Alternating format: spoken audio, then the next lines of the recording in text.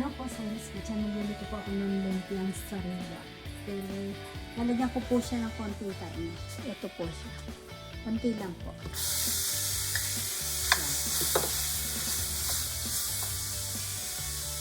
Takpak po.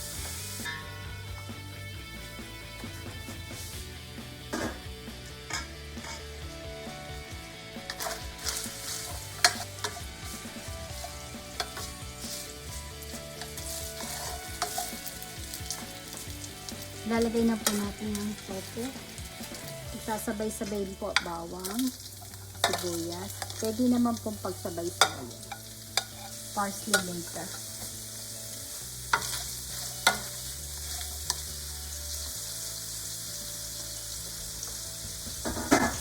Ito na po ito.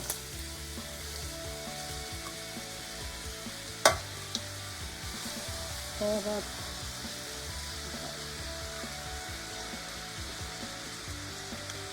Green beans sa kakamay.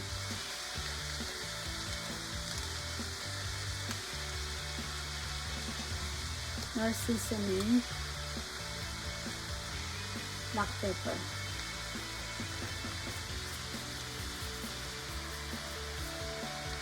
Ang dami po nang ginawa ko. Pwede nyo pong ilagay sa rep. Tapos, yung pong balat, kung kailan kayo nyo gustong kainin, saka po kayo gagawa.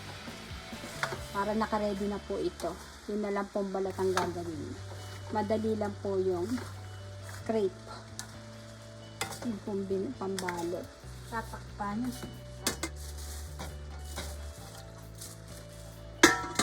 Yung sabaw.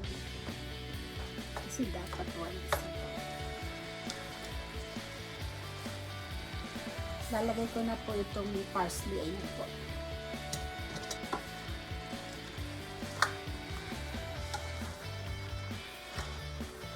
Hinahalo ko po para pagkapare-pareho po ang lasa.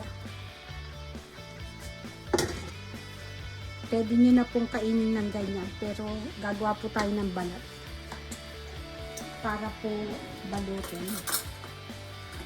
Tikman po lang. Sarap.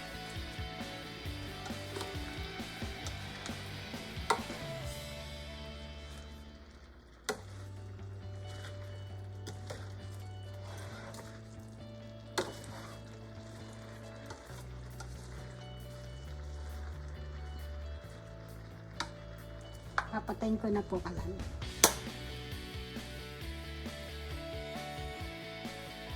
Gagawa naman po tayo ng balat ng ng lumpia. 1 cup po na flour, 1 cup po na milk. Haluin po muna natin.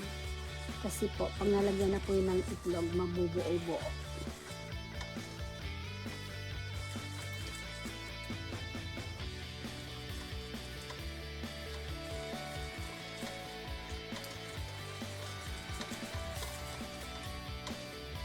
Lalagyan po natin ng 1½ teaspoon po na sugar. Yan po siya. Kapo pinch of salt. Pinch of salt na po ako. 2 tablespoon na butter. Tsaka 2 itlog po.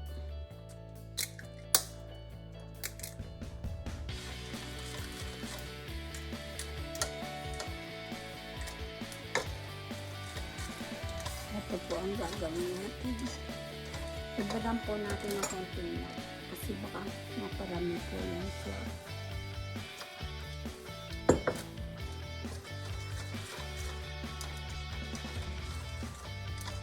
Dapat malabnaw na. Yan na po.